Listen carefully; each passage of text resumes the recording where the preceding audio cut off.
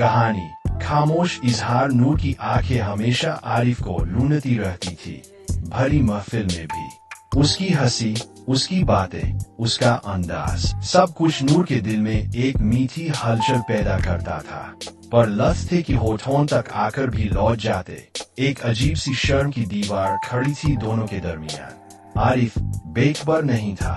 नूर की निगाहों में छिपी चाहत को वो महसूस तो करता था, मगर इजहार की पहल करने की हिम्मत उसमें भी नहीं थी। शायद उसे भी डर था, इनकार का, या फिर इस बात का कि कहीं ये खूबसूरत एहसास लफ्जों की बंदिश में पड़कर अपनी मासूमियत खो न दे।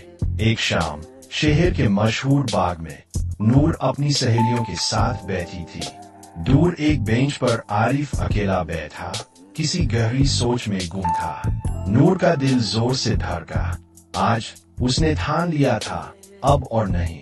उसने अपनी सहेलियों से इजाजत ली और धीरे धीरे आरिफ की तरफ बढ़ी।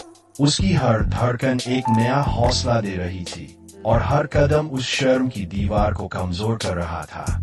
आरिफ ने जब आहट सुनी तो नजरें उठाई। सामने नूर को देखकर वो थोड़ा घबराया, फिर एक हल्की सी मुस्कान उसके चेहरे पर फैल गई। नूर उसके सामने आकर खड़ी हो गई। उसकी सांसें तेज चल रही थी और गालों पर हल्की लाली दौड़ गई थी। आरिफ ने पूछा, क्या बात है नूर ने गहरी सांस ली और अपनी नजरें जमीन पर टिका ली। फिर धीरे से पर साफ आवाज में कहा, आरिफ, मैं तुम्हें पसंद करती हूँ। कमरे में जैसे वक्त ठहर गया। आरिफ की आंखों में हैरानी, फिर खुशी की एक लहर दौड़ गई। उसने अपना हाथ बढ़ाया और नूर के हाथ को धीरे से थाम लिया। मुझे भी नूर, उसकी आवाज में वही गहराई थी जो नूर हमेशा महसूस करती थी। मुझे भी तुम बहुत पसंद हो। उस पल बाग के फूलों की खुशबू और शाम की सुनहरी रोशनी दोनों के इजहार की गवाह बनी। कोई लंबा चौड़ा बयान नहीं था, कोई बनावटी लफ्ज नहीं थे, सिर्फ दो दिलों का सच था जो खामोशी की जुबान से होकर लफ्जों तक पहुंचा था। उस दिन के बाद उनकी मुलाकातें और बढ़ गईं।